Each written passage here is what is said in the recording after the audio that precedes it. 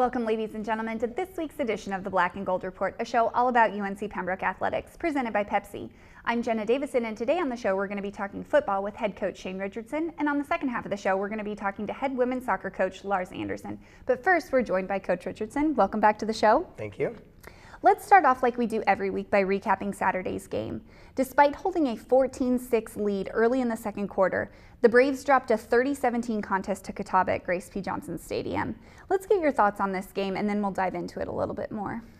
Well, I thought we started out, of course, we threw the pick six right away, and that, was a little bit of a momentum downer to start things out. But I think guys really responded well, and we were able to take the 14-6 lead, like you said.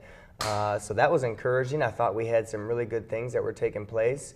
The quarterbacks, kind of started to rotate in there, and we really felt like we had a good defensive plan. And first series, I think, was really good. And just for some reason, we got to that second quarter, and it kind of fizzled a little bit. The momentum kind of shifted. We gave up some plays on defense.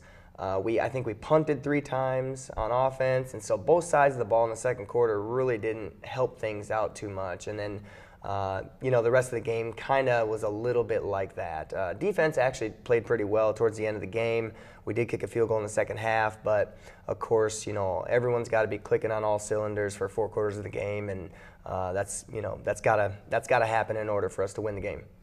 Well, you said in your post-game press conference that the performance on the field on Saturday paralleled your work in practice last week. Can you expand on that a little bit more as to what you saw from your team in the days leading up to Saturday? Yep, I think there was a little bit of a mentality that we had really practiced well and prepared well the week before that for UNA. And I think the play at UNA for that game for 3 quarters matched the preparation that we had, and that was a good thing because it was at a very high level.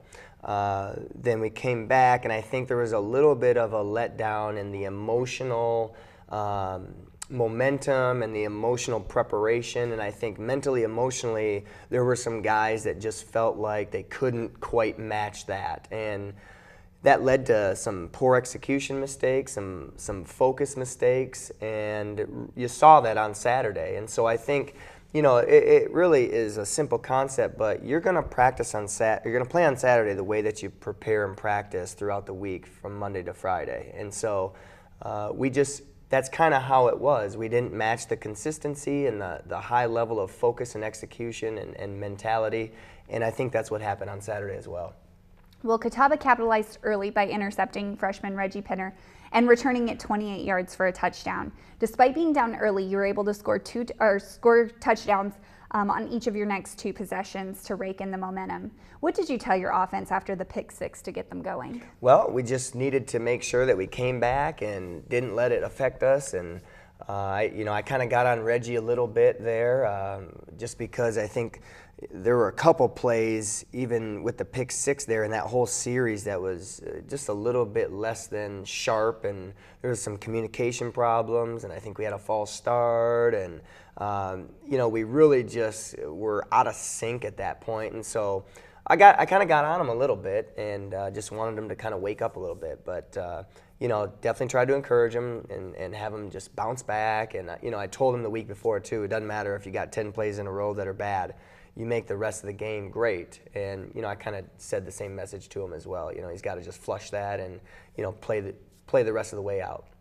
Well, the Braves take a 14-6 lead on Seth Owens' 17-yard pass to B.J. Bunn on the first play of the second period, but the Indians answer back and score 17 points, including a 48-yard field goal right before the half to take the 23-14 lead going into the locker room.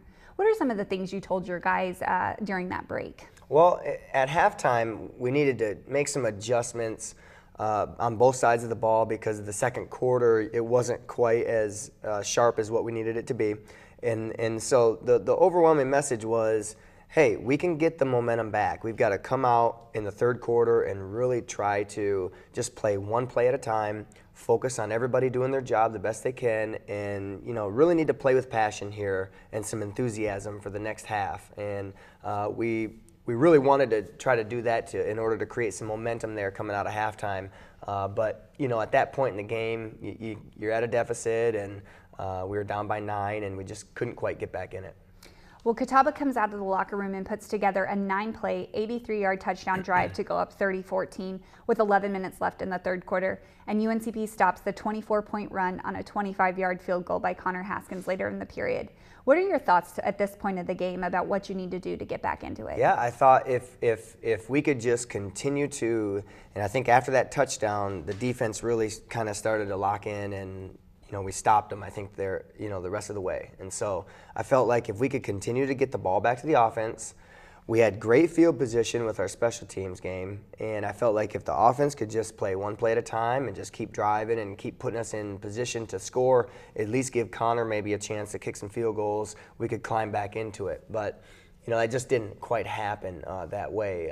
But I think it goes back to every player needs to play one play at a time. They need to execute at their highest level and know that every player on every single play really makes the difference for the whole team. And we just got to be able to do that better for all 4 quarters.